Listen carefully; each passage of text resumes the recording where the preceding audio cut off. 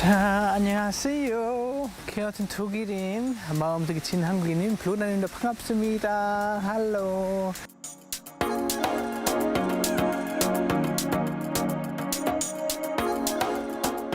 그러면은 오늘의 플레이스가 과연 어떤 곳일까요? 저기 뒤에 있는 그 멋진 기와를 한번 보세요. 오늘 갈 곳은 바로 정은 문학 도서관입니다.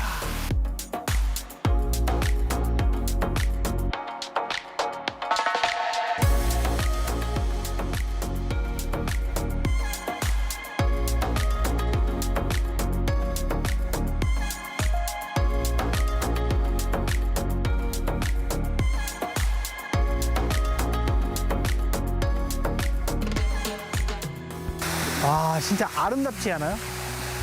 보기만 해도 힐링가 됩니다. 그리고 우리가 일반적으로 알고 있는 도서관의 모습이랑 완전히 틀립니다. 왜냐? 이게 바로 한옥으로 되어 있는 도서관이기 때문에 한국적인 그 분위기 진짜 바로 와닿아요.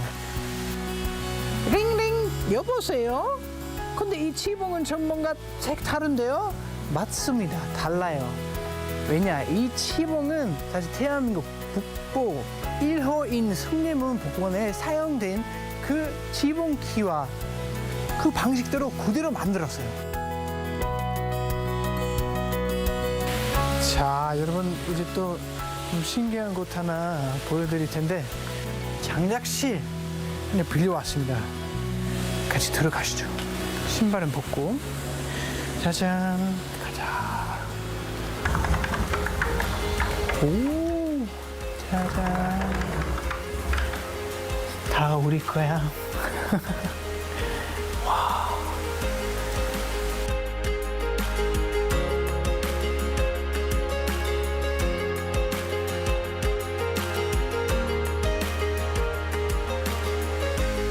거기서는 원래 이제 주민들이 와서 독서 모임도 하고 장작 활동도 합니다.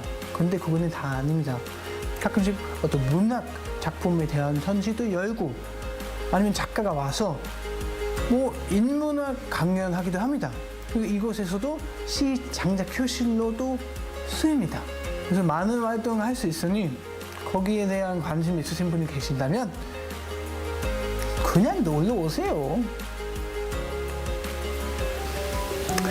자, 이제 열람실로 가는 길인데 좀 조용해져야 될 것 같습니다. 왜냐하면 안에서 이용하고 계시는 분들이 계셔서 제가 조용조용 구경만 시켜드리겠습니다.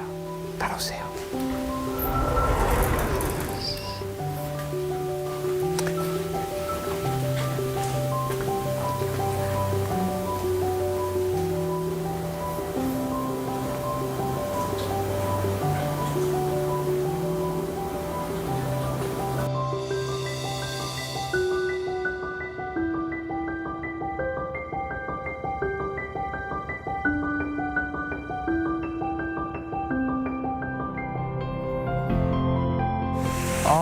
이제 좀 쉬어야겠네. 여기는 Please take off your shoes. 와, 와, 이게 뭐야? 와, 호텔인가? 뭐야, 이 풍경.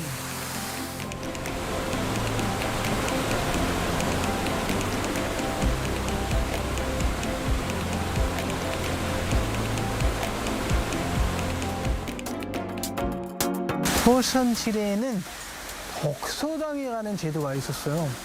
평지가 아름다운 곳에서 독서당을 만들고 임금이 똑똑하고 성실한 신하들 이제 거기 머물게 하고 독서하게 해주는 그런 제도였어요. 또 긍정적으로 생각해보면 이렇게 아름다운 경치 앞에서 책을 읽으면서 뭐가 될까요? 재충전이 되는 거죠. 그래서 우리도 이 맨날 반복되는 지친 하루 견뎌내면서 우리도 그런 시간이 필요하지 않습니까?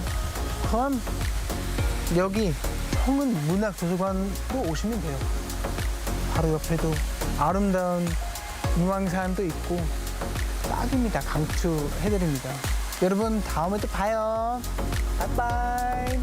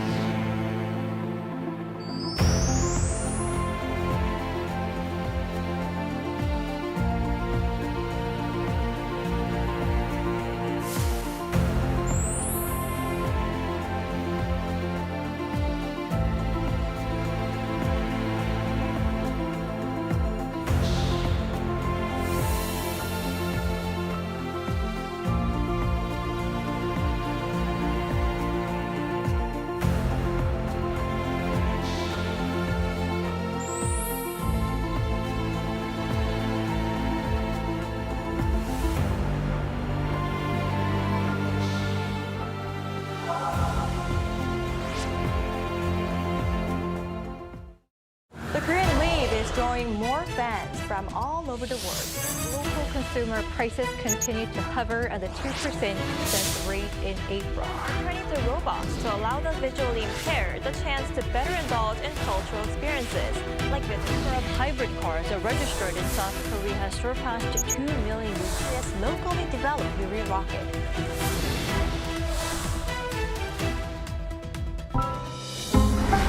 Arirang.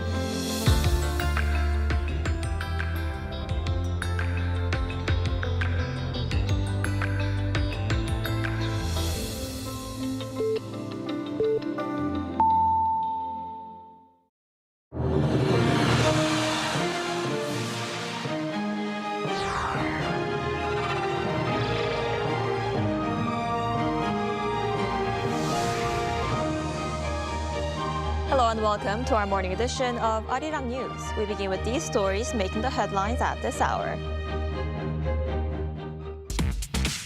President Lee Jae-myung held a summit with his Egyptian counterpart in Cairo and addressed regional peace and economic ties.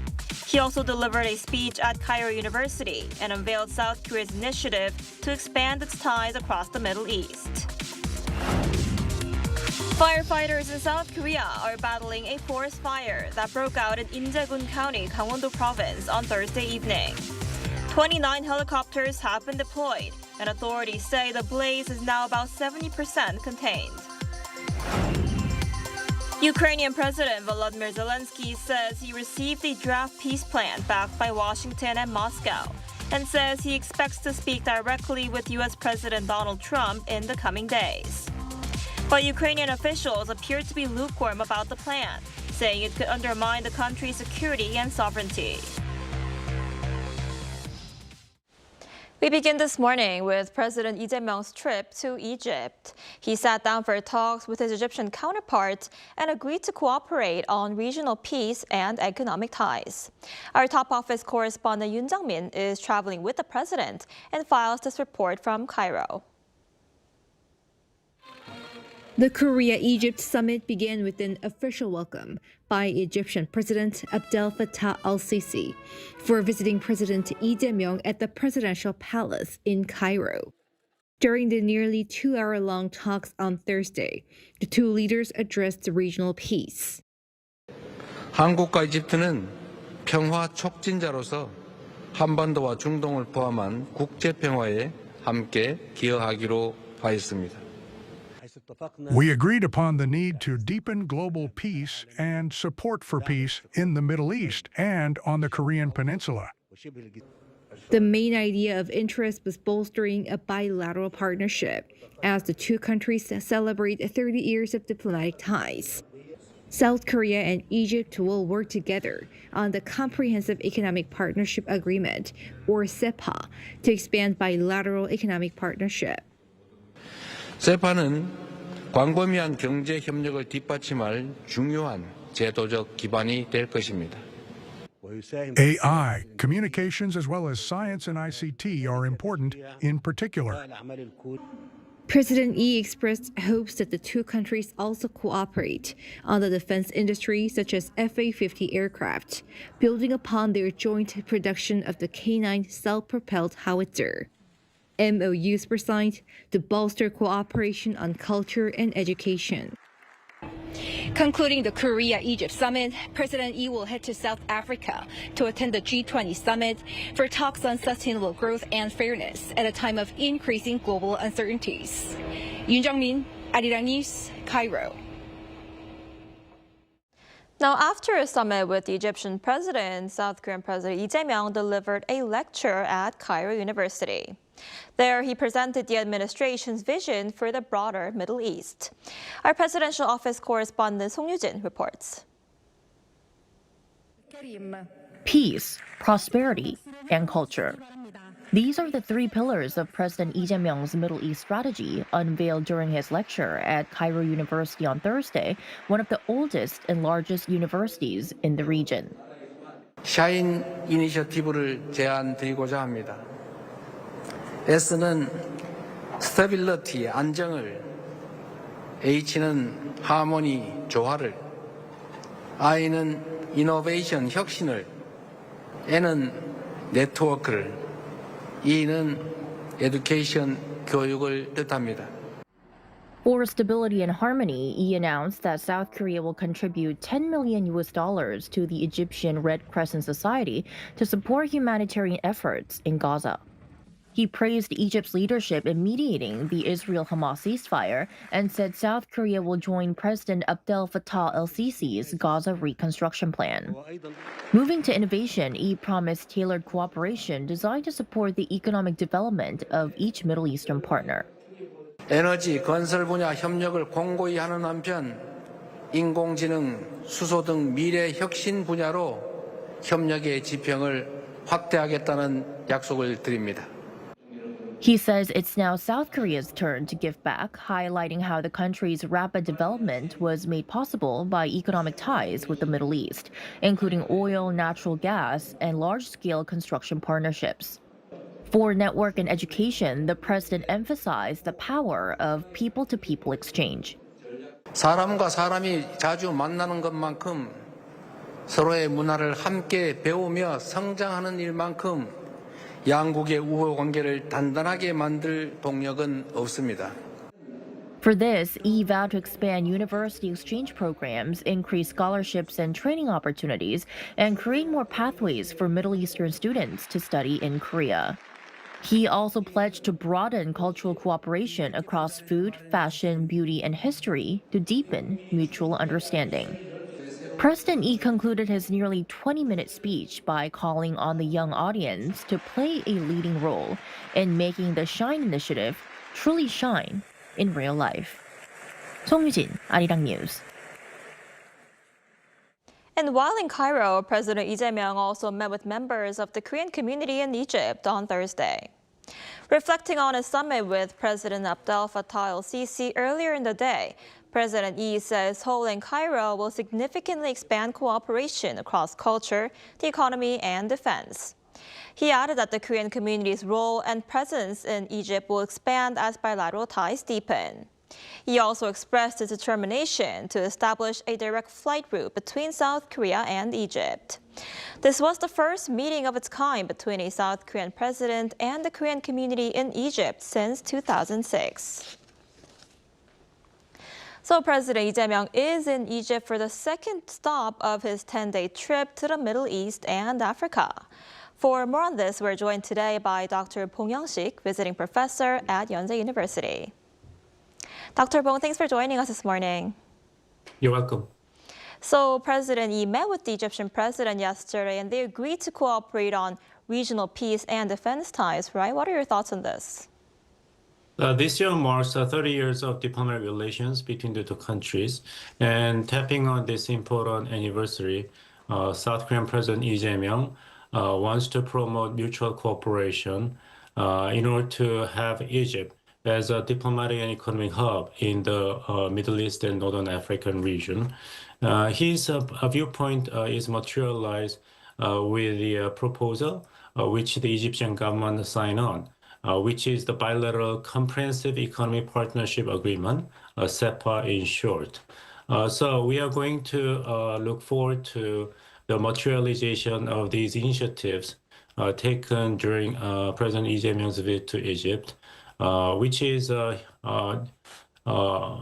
new mark of his pragmatic diplomacy.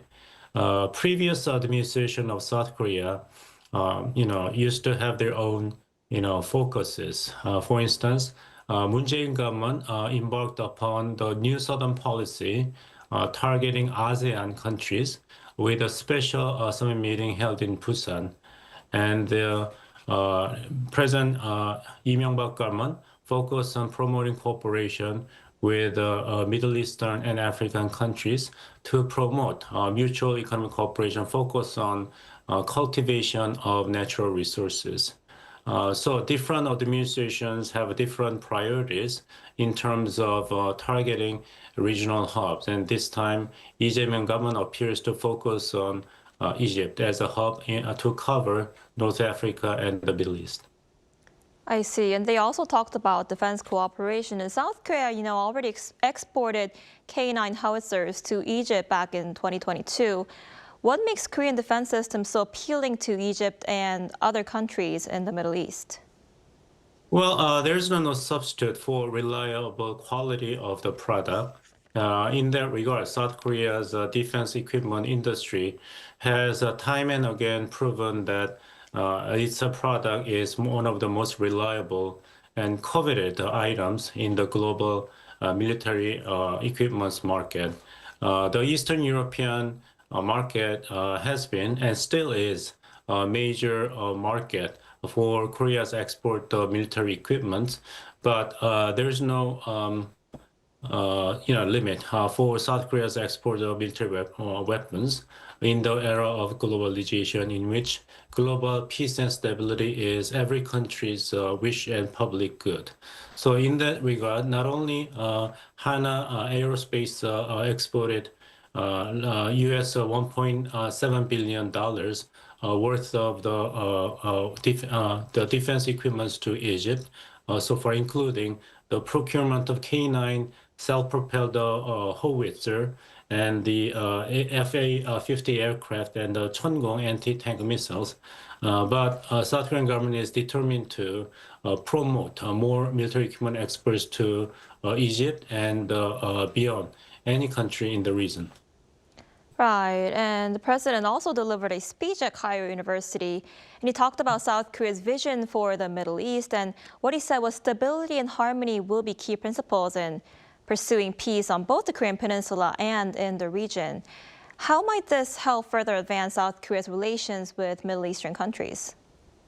Well, I pay attention to a part of the message that President Lee Jae-myung delivered to Korean expats during his visit to Egypt, that he was shocked to discover that there is no direct flight from South Korea to Egypt, despite the fact that both countries have so much to offer each other for mutual benefit. So President Lee's visit to Cairo must be the beginning of long-standing commitment by both sides to cultivate human-to-human exchanges and cooperation, as well as we discussed, the military equipment export and import and economic partnership. And it is very notable that President Lee Jae-myung spared his time to deliver a speech at Cairo University, mostly toward the young generation in Egypt, because it is a common practice in the world of diplomacy that foreign dignitaries would address their visions and the message of cooperations to a young crowd when they are making visits to foreign countries. For instance, U.S. President Bill Clinton talked to a university student while he was visiting Beijing, China, when the bilateral partnership was rather strained. And we remember that U.S. President Barack Obama delivered a speech to a university student during his visit to South Korea. And Chinese President Xi Jinping also addressed the message of peace and cooperation to Seoul National University during his official visit to South Korea. It means that Lee Jae-myung government of South Korea is really committed to cultivate promotion between the countries, not in the short term, but in the long run, so that these young people in Egypt will be the main beneficiaries. I see. Now that he's wrapped up his trip to Egypt, he will be heading to South Africa, so we'll have to see how that goes. All right, Dr. Pong, I'm afraid that's all the time we have for today. Thank you so much for your insight today. We appreciate it. You're welcome.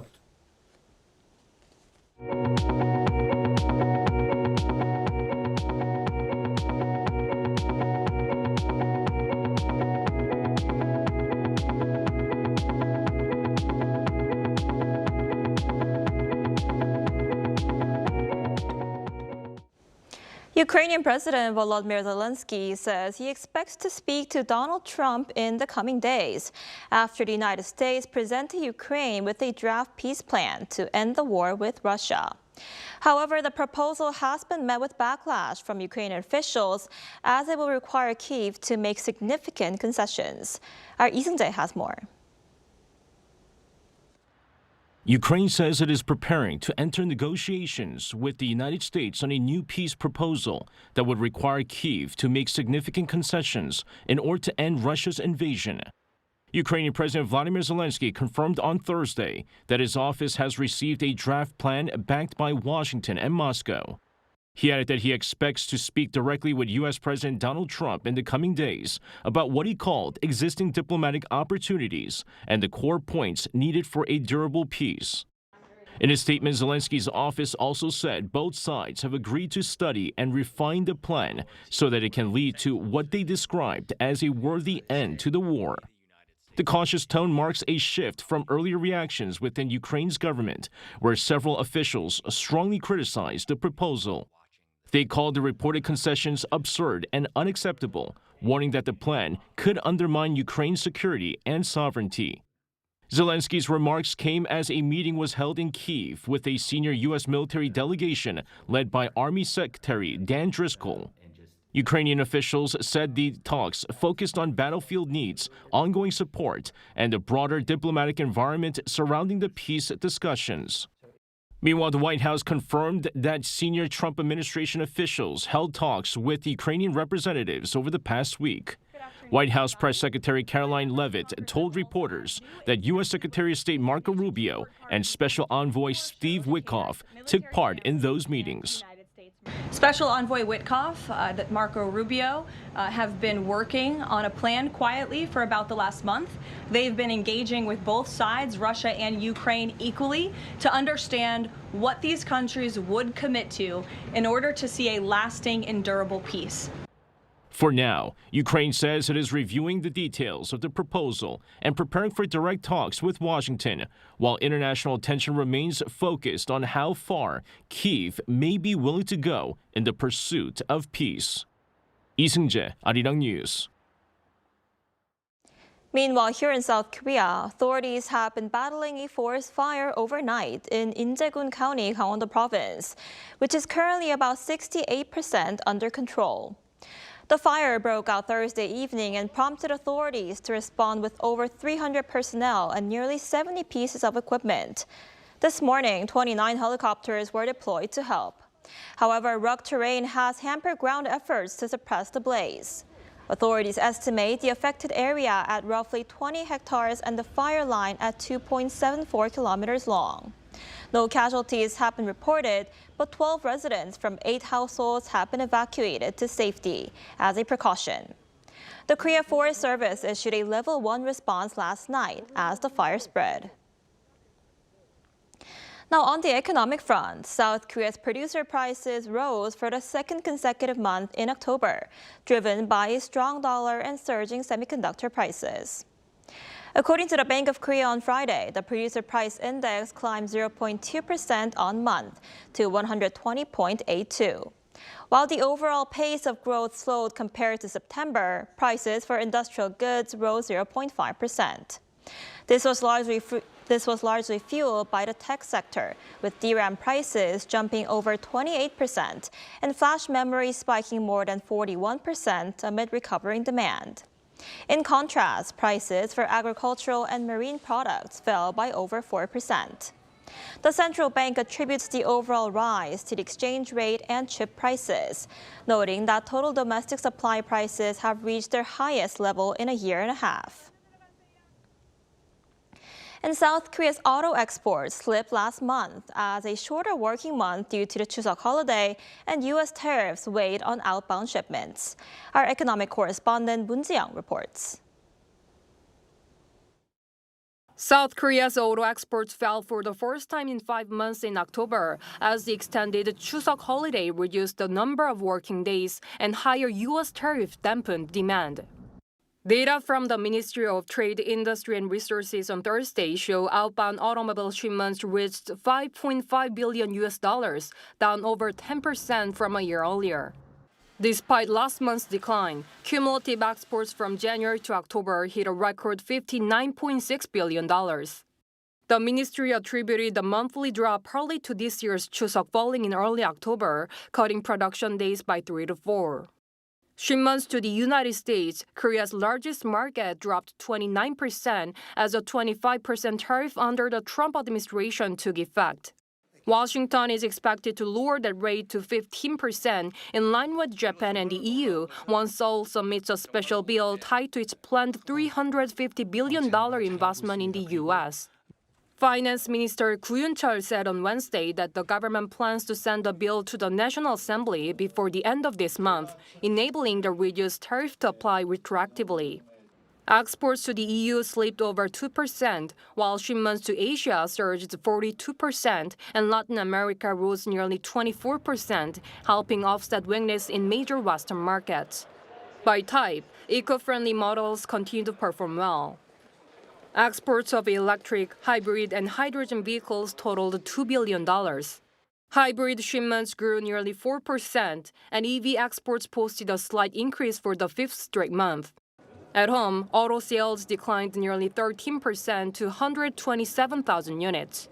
Domestic EV sales, however, jumped 56%, pushing year-to-date sales to 189,000 units, already surpassing last year's annual total. Moon Ji-young, Arirang News.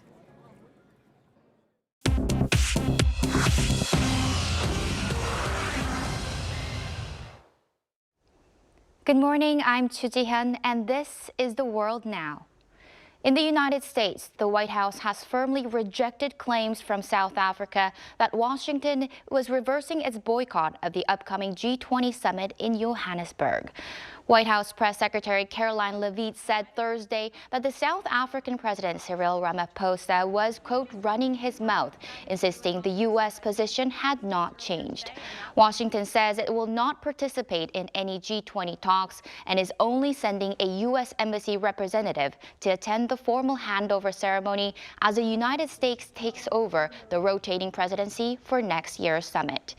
Ramaphosa said South Africa will still push ahead with issuing a joint G20 declaration despite U.S. pressure not to adopt one. He said the summit is moving forward and that South Africa will not be bullied with other leaders supporting his agenda. The leaders of China, Russia, and Argentina will not attend but are sending delegations. In the United States on Wednesday, the Trump administration launched one of its most aggressive immigration operations yet. Over 250 arrests were made in the city of Charlotte, North Carolina. The Department of Homeland Security says those detained include gang members and people convicted of crimes ranging from assault on law enforcement to theft. Local officials have condemned the operation, alleging racial profiling, and have warned residents of aggressive federal tactics. Department of Homeland Security has not said how long the raids will continue, while similar crackdowns in cities like Chicago are ongoing.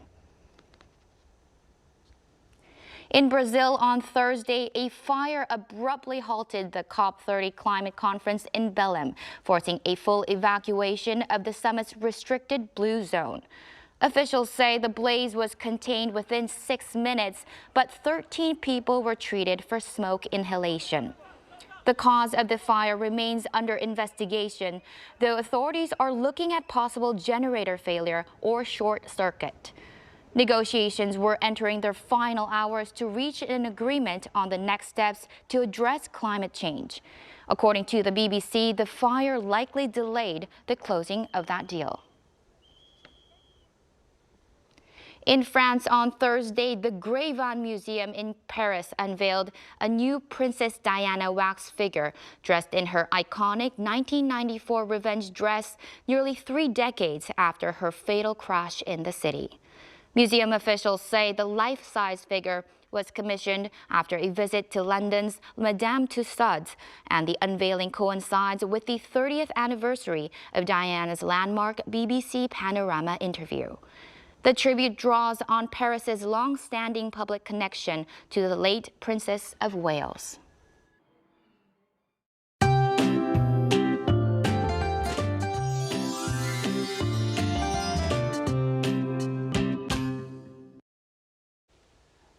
We began the day without any harsh cold, but we are seeing some pretty big temperature swings. Places like Chuncheon dipped below freezing earlier before jumping nearly 15 degrees Celsius later on, so it's a real roller coaster today. And along the East Coast, the air is still very dry, and we'll see strong winds of around 15 to 20 meters per second. And with winds like that, even a tiny spark can spread quickly, so please keep an eye on anything that could start a fire.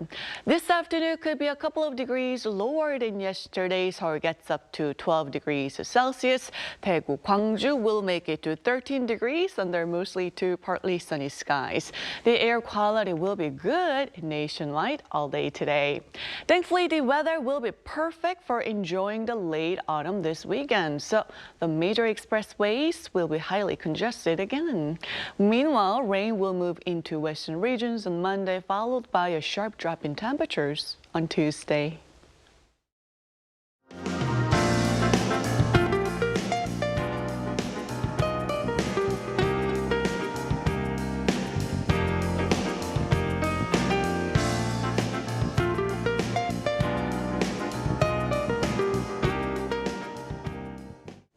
That's all we have for this morning. Arirang News will be back at noon Korea time. Thanks for watching.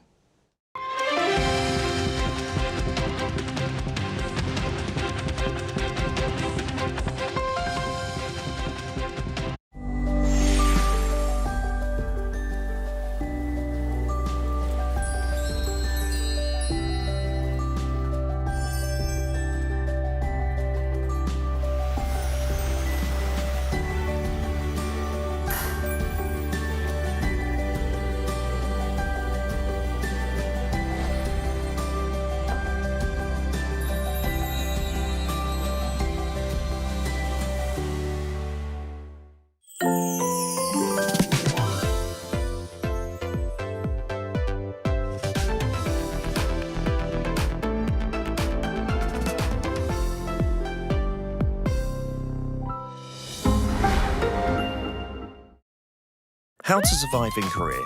Workplace. Step 1. Lunchtime. The most important morning routine is to check today's menu.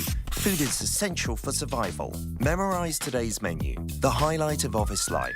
Lunchtime. Rice in the bottom left, soup in the bottom right. The top is for the sides. The sauce and the spoon go here. This is the basic layout, but it's a bit odd to switch rice and soup. When you're done, pour the leftovers into the soup bowl. It doesn't look that appetizing, so wait until others are done eating. Step 2. Neng, nep, nenep. These are the most used expressions at work. Choose the most appropriate form. Neng, nep, nenep. Remember that the formal ne can sound a bit stiff. Did you just say yes? Absolutely not acceptable. You want to find the right word for the right occasion. Step 3. Desteria. Desteria is the oasis in the desert. Show them your character. If you're not the diligent type, get a stooky plant. Work is tough. Laugh and the whole world laughs with you. Weep and you weep alone. Stay put, like the stooky that survives in the desert. Hang in there until the end. Of course, you can always quit. You matter more than anything else. Step 4. Survival kit. Every worker needs a survival kit. Survival kit level 1. This position gets the most exposure. Grab one when you need a sugar boost. Always keep a few treats you can offer your co-workers. Survival kit level 2. These are for hunger pangs before and after a meal. You'll need them when you take a coffee break with your office buddies. Survival kit level 3. Trash talking your boss with your soulmate. Did you survive in the workplace? Office romance? Be careful. Even the photocopier knows all the gossip.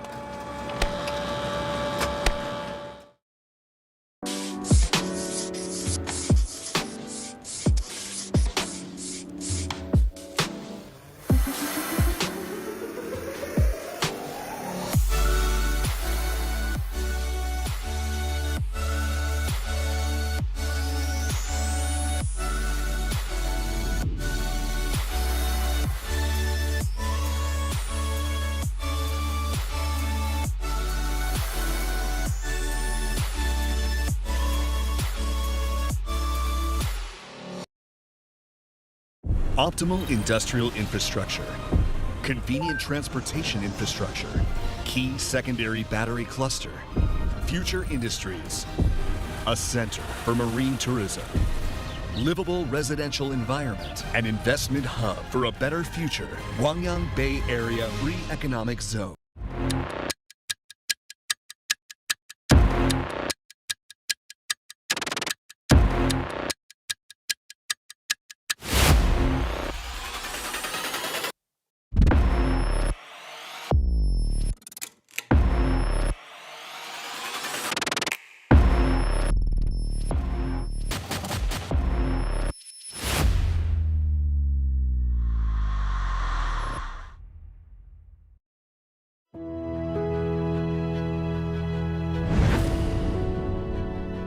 The moment we wear it, our spirits lift. It helps us grow strong in body and in mind. As we wear it, we learn patience and respect. The belt system motivates students to strive harder and continue growing. This uniform shapes movement into grace and turns performance into something thrilling. Now, embraced around the world, Taekwondo shares our culture, philosophy, and values with pride and spirit. Though it may seem simple, this uniform holds your passion and your journey. It belongs to Taekwondo. Wear the extraordinary. Be with Taekwondo.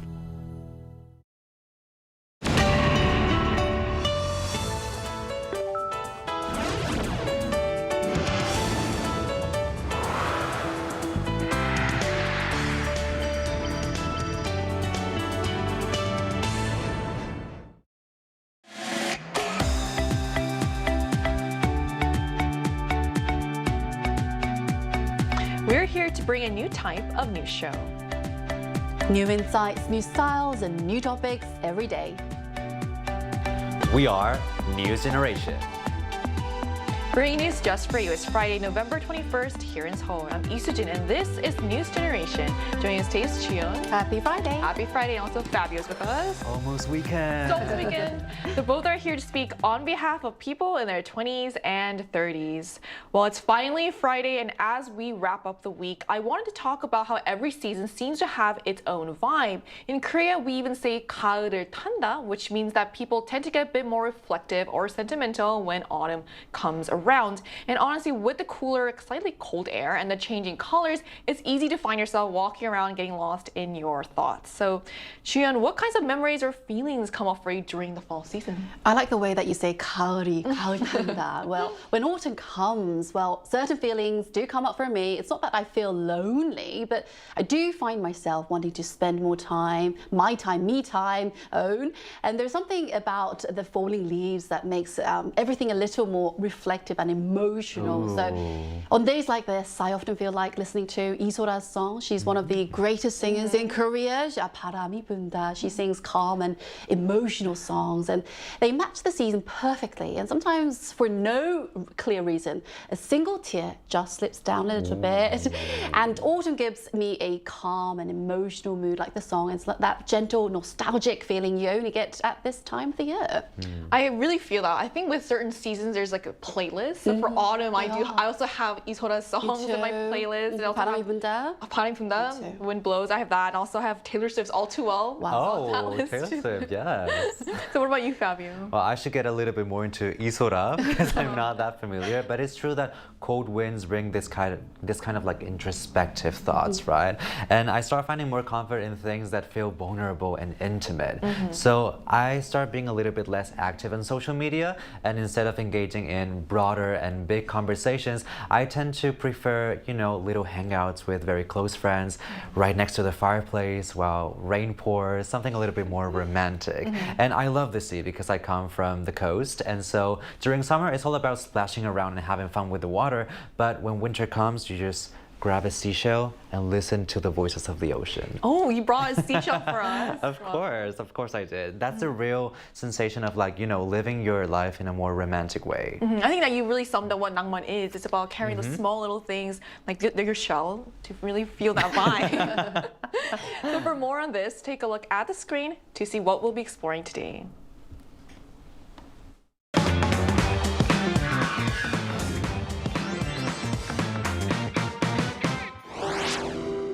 Practicality and being realistic are often seen as the qualities we should value most. We're taught to make sensible choices, stay grounded, and keep our feet firmly on the floor. But there's also something quietly beautiful about dreaming and moving through life with a romantic, idealistic, softly sentimental mindset, what Koreans describe as 낭만. Because really, where's the joy in being tied down by reality all the time? So today on News Generation, we're taking a closer look at this sentimental mindset, how it has made a comeback, and why young people in particular are embracing this sense of nostalgia and romanticism more than ever. So as we just saw in the video, 낭만 isn't just about nostalgia or aesthetics. It's about finding moments that move us emotionally and give us a brief escape from the fast-paced, practical world that we live in. And to briefly explain what the Korean word 낭만 means, again, it's a romantic, idealistic, and slightly sentimental way of approaching life, unburdened or constrained by reality or the practical world. And in today's digital age, where nearly everything can be done with a smartphone, it's fascinating to see how young people are drawn to experiences and products that feel more romantic and tangible, part of the 낭만 experience. So Chuyeon, why do you think that this shift towards more 낭만 or sentimental experiences is happening among younger generations? That's a very good question. I think the Gen Z individuals, they are sick and tired of this fast-paced, hyper-connected digital world that is all connected with our small smartphone. So feeling worn out by constant screens and, alerts that they get every single morning or every day, the whole day. So they are turning their back to what we call 낭만, as you mentioned, the romantic sensibility, a slower, more mindful way of living their lives. So, you know, that for this generation, romance isn't just a trend. It's reshaping how we feel, how they spend, and what they value in their life. So at the heart of this shift is something called 물성 매력 in Korean, and it means physicality appeal. It refers to the texture, weight, shape, and overall feel that only tangible items can offer. So this is why hands-on activities are becoming very popular here. For example, we have this craft studio workshops, and we talk about 다꾸, diary decorating sessions, and also there are various pop-up stores. They are all drawing up in young people. Gen Z want something they can truly hold, feel, touch the texture and experience it.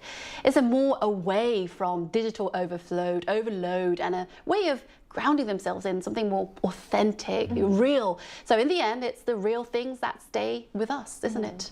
Something that you can really touch. The tangible one. Right. It feels different. Like I used to write a diary in my iPad, but it feels different putting pen to paper. The feeling of it is totally different.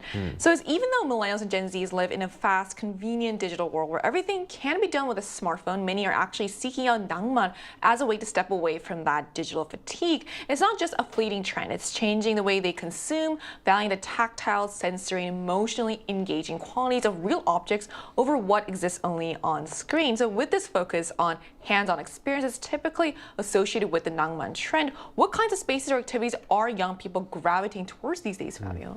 Well, currently the MC generation is facing this dilemma between the tangible realm and the digital world. So as you can mention, you know, a lot of people are a little bit stressed about the amount of digital life that is included in our routines. So a lot of people are trying to escape from it.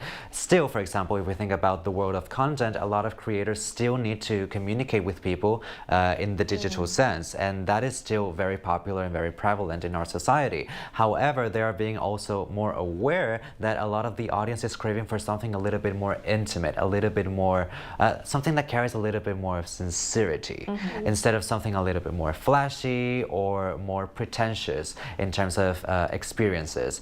And even outside of the digital realm, we find like real life, and then we have, for example, consumption. We cannot escape consuming every single day, but going to a regular shop is just boring. It's just, you're never going to find new experiences. And then buying online might be fast-paced, but at the same time, it just feels like a very flat experience. And because of that, a lot of people are choosing to go to pop-up stores. So pop-up stores are becoming this new culture of consumption where people actually get a memorable experience, and it becomes like a playground for consumers to, you know, build that kind of like emotional relationship with the products they are trying to buy. At the same time, new hobbies are becoming also more popular among young people, and I have many of my friends nowadays picking up DIY crafts, ceramics, sewing, or knitting. All of this are very laborious, right? You need a lot of time and a lot of effort. So you might think, what is the point of going so analog? But at the same time, that effort and that struggle, it really feels like you're belonging, right, in the process. You're part of the process, and that final product is part of you, instead of just something that you got from somewhere, just like buying it. So because of that, people are very aware that building spaces and engaging with tangible things and being part of the process is as important as ever. Right, I think that's also why one-day classes are really popular to do those, you know, activities that you mentioned as well. So it's fascinating how young people are turning even to short-term pop-up stores into playgrounds for experiences. It really shows that they're looking for something more than instant digital satisfaction. Like activities like DIY, crafts, or time-intensive hobbies give them that sense of 낭만 that can't be found online. And these trends highlight how younger generations are willing to invest time and effort into meaningful tactile experiences. So we've talked about how a lot of young people are exploring hands-on experiences. Are they also maybe engaging with music and trends from the past? Well, definitely they are. This nostalgic trend is leading many Gen Zs to rediscover the sounds and music and culture of earlier decades, even as K-pop dominates the global stage right now. They still enjoy today's music, of course, but they are also falling for the voices that shaped the 70s and 80s. Like, for example, we have Kim Gang-seok, singer Kim Gang-seok, Lee Seon-hee, and Cho Yong-pil, many more, of course.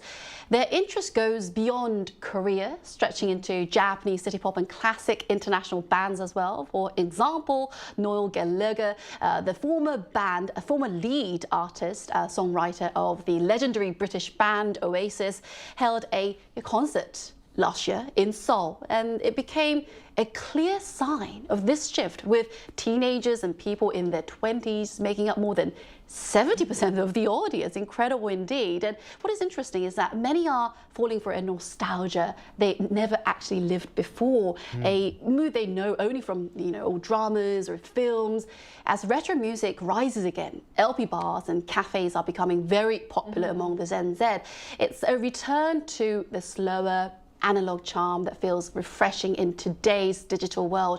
A reminder that the best things don't need a battery. I think that's one of the reasons that Fabio didn't bring his laptop and he's reading True, I only have paper today. That's right. Like you said, K-pop is great, but sometimes it's nice to appreciate the OG artists of the past. Like you mentioned Isora earlier, so there's a lot of artists to explore there too.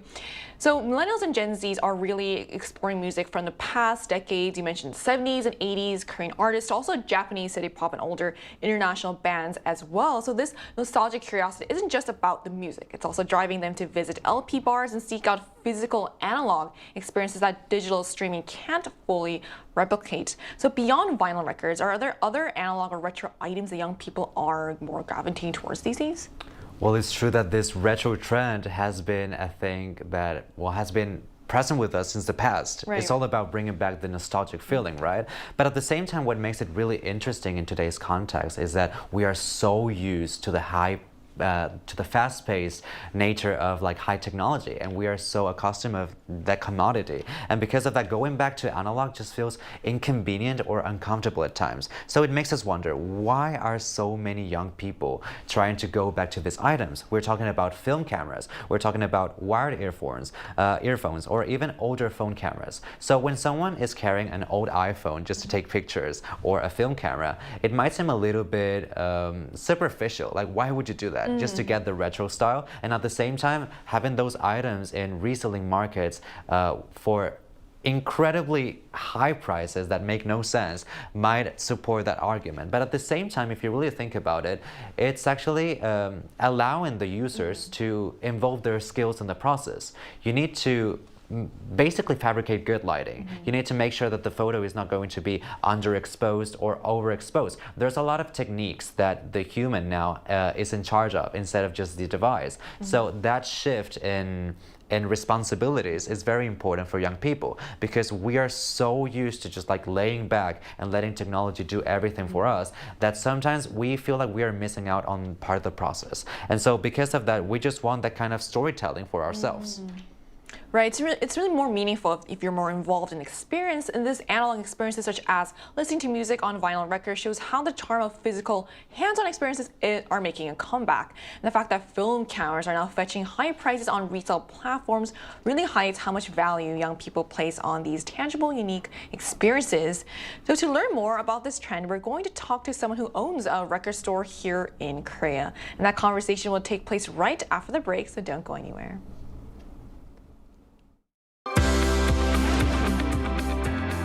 NewsGen wants to hear from you. Go to YouTube and search out channel Arirang News. Click Posts and cast your vote in the poll. Make a new type of news with us.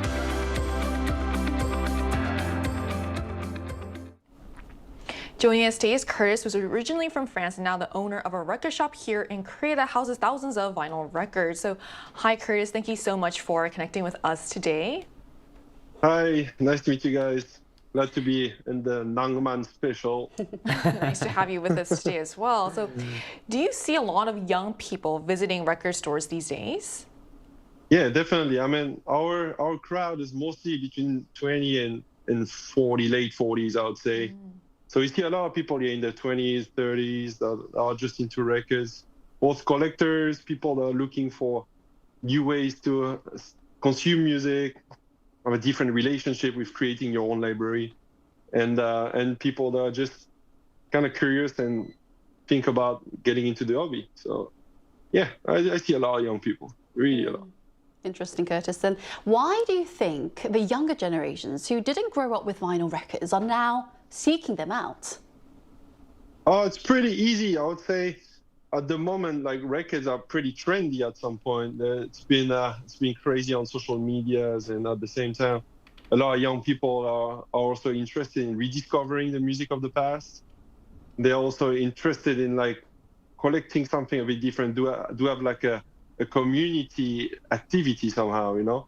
So and the record collecting thing has always been a very community-based hobby. We have a lot of people trying to find new stuff, discover and share with others. So it's very much in phase with the current trend, because it's not only something you do on your own and have a better experience. It does sound better than digital, that's true, but it's not the only thing. It's also a big community thing that people can share with others and create their own thing, you see, through music. They express their own self through music, through what they collect and look for.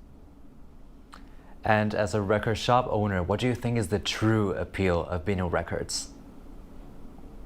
First, yeah, the dynamic range you get from a record is, you're gonna try several ways, but you can't really do better than that. And even though I reckon it depends on how great your setup will be at home. You does kind of need a bit of an investment at first, but yeah, you got the sound thing, and at the same time you kind of possess a piece of history. Somehow you create your library little by little, trying to find new records and things you're looking for and get new discoveries. But these things, they were pressed, even though they were very popular records, they would have been pressed, what, like 1 million copy, 1,500,000? That's still a limited number. You only get that amount of record in the market, you know? So finding this stuff is difficult. So it becomes a collectible, and somehow for people, it's a lot of fun trying to find this stuff and having fun with their friends. Say, oh, I got that. Why you don't have it? You know, you should get it. So it's a fun activity, I would say. So yeah, the appeal of record is just, there's thousands of things I could say about it. But I would say number one, sound. Number two is just the attractiveness of that physical piece of history. Right, I really liked what you said earlier about how, and I didn't think of this before, how it's like a community experience as well, where you can just share music, which is always great. Yeah, it's been like this for a long time. So back in the days, you had forums. So people would exchange on forum, oh, I've heard that thing, like that guy played on the radio. Do you guys know what it is? Or I've heard there is a record from that label. It's that reference number. Does anybody of you guys ever seen it in the wild, like in a record shop or outside in a flea market? So for people, it makes it fun. It's a little history they create with their own collection. So your life is kind of related with what you collect, and all the way your life, you're change in taste. You know, you can listen to that kind of stuff and then switch to another. But at the same time, that whole process is being archived. So that's fun. Yeah, I mean, it's such an amazing way to consume music. So, all right, thank you so much for sharing your insight with us today. A pleasure. Have a nice day. Thank you so much. So we just heard from a record store owner here in Korea about why vinyl is making a comeback among young people and what he believes gives LPs their distinct charm. But this love for nostalgia isn't just about music. It reflects a broader trend among millennials and Gen Z seeking meaning, sentiment, a bit of 낭만 in their everyday lives. So why do you think millennials and Gen Z seem so drawn to nostalgic romantic experiences in today's fast-paced, very competitive world, Jian? They want to escape. They wouldn't like to get rid of it. So relatable. Yes. So Zen, they would like to feel this brief escape from this competitive world, the tough society, in a world that constantly changes everything and pushes speed, efficiency, and convenience. They are actually craving some moments right now, craving moments they can, simply slow down a little bit in their life. And the analog experiences is quite unique. That brings a bit of inconvenience, as Pablo mentioned earlier, writing by hand, walking, touching real objects that you've got to wait for a long time, feel rare and refreshing to them. And, these slower moments offer a sense of calm that digital life can't provide. Because of that, analog sensibility has become something special and almost luxurious for this generation. It gives them a brief escape, as I mentioned before, and a chance to reconnect with themselves in a more grounded, meaningful way, and that's why we have those communities, as he mentioned earlier. So after all, a little inconvenience can feel surprisingly perfect.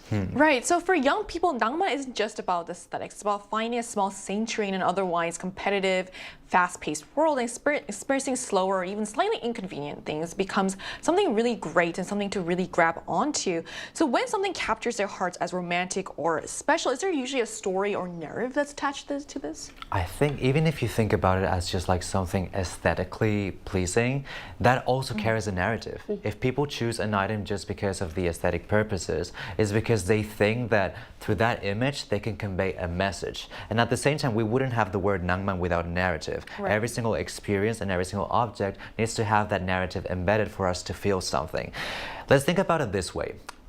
If we like a protagonist, we usually like a protagonist because we relate to that protagonist, or because we like the story or what that protagonist goes through. Right, we're living through them all. Exactly. If we have someone that is just like succeeding by nature, we have nothing to fight for. We have nothing to, you know, we don't look up to that person. So we have, for example, iconic characters like Batman. We don't care about Batman saving the city every single day. We care about his struggles, his past, his reason for being the way he is. And because of that, struggle and effort are just a crucial part of why people are feeling this sense of Nangman with analog devices. It's because we need to put part of our effort. We need to lose energy into creating something that gives us energy. And so because of that, that whole process carries pain but ends up with something more satisfying, because without that process and just getting the futile type of like serotonin of just a very fast-paced type of pleasure, we don't really feel something that is long-lasting. We want a long-lasting memory. And so because of that, to be a person that enjoys life, we need to enjoy life every single moment, right? But then if we only focus on little things from every single day, we end up missing the whole picture. And then we look back when we were kids and we were like, oh, I really miss the way this video game made me feel. I used to play this video game for years and I wouldn't finish it because maybe I was a kid and I was like not that intelligent to finish it. But because you couldn't do that, it was just like a long-lasting experience. I agree. So at a time when everything moves so fast and feels a little overwhelming, it's striking to see young generations slow down, look back and find comfort in small sentimental moments. So whether it's music from decades ago, a film camera, or time spent at a cozy pop-up space, Nangman is becoming a way to reconnect with something more meaningful. And it reflects a shift toward valuing things that might not fit the traditional definition of success, but still offer a sense of joy, grounding, and emotional fulfillment. So that brings us to the end of today's episode of News Generation. But News Gen will be back on Monday at 10:30 a.m. Korea time with more stories and discussions.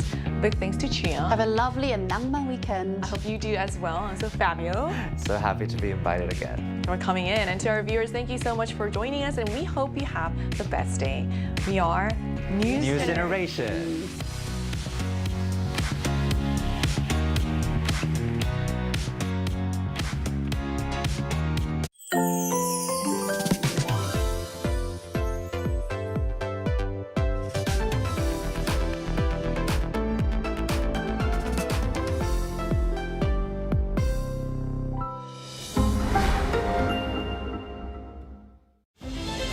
Korea, a globally recognized sports powerhouse. Behind the dazzling achievements, there's always an invisible force at work. With sophisticated materials, cutting-edge equipment, and innovative technological solutions, SMEs in the K-sports industry play a vital role in bolstering Korea's status as a sports powerhouse. By integrating AI technology, they unlock athletes' potential and enhance performance, elevating the sports environment to the next level and opening new markets in the sports industry. Their innovative technology and bold challenges drive the growth of Korea's sports industry, creating a better world through sports. The innovation of these SMEs never stops. A systematic partnership support program is implemented to discover promising sports SMEs, provide technical validation and R&D support to enhance competitiveness, and strengthen the foundation for overseas expansion. At Tokyo Sportech 2025, the technological prowess of Korean companies was recognized. The Ministry of Culture, Sports and Tourism, and the Korea Sports Promotion Foundation supported K-Sports companies with product promotion and business consultations with global buyers, demonstrating product quality and market potential, and confirming the possibility of expanding into the global market. 저희는 ICT 강국으로서 그 바이어나 사용자들한테 신기술을 접목한 생활 스포츠 기회를 실질적으로 확대할 수 있는 그 기회를 제공하는데 많은 도움이 될 수 있으리라고 확신을 합니다. 이제 스포츠도 K죠. K 스포츠는 이겁니다. The joy for all, created by the power of K-Sports. Experience the future of the new sports industry through the innovation and technology of the Korean sports industry. How to survive in Korea. Cafes. Step 1. Find a seat. Before ordering, find a seat. Laptop, ID, smartphone, jacket, whatever that can mark your territory. But no bites. It's a little too big. Step 2. Pick up. We do not ask or call your name. We call out, B69 고객님. The buzzer will vibrate when your order is ready at the counter. Wait, got your straw? Keep the top of the wrapper on. Doing this is more hygienic. Step 3. Cafe etiquette. If you need to use your laptop, find a seat next to a socket. No extra charge for using electricity. But if you're staying over 3 hours, how about ordering another drink or dessert? Step 4. Last bite standing. There's a mysterious custom in Korea. The last bite standing. When there's about 1 bite left of that cake, nobody will go for it. You might be tempted, but don't be hasty. Right before you get up, take the last piece saying that you simply can't waste food, or just leave it. It will save a few calories. Did you survive at the cafe? Did someone behind the counter catch your eye? Go for the same drink every single day. 오늘도 아이스 말차 라떼 드실 거죠? You might make an impression.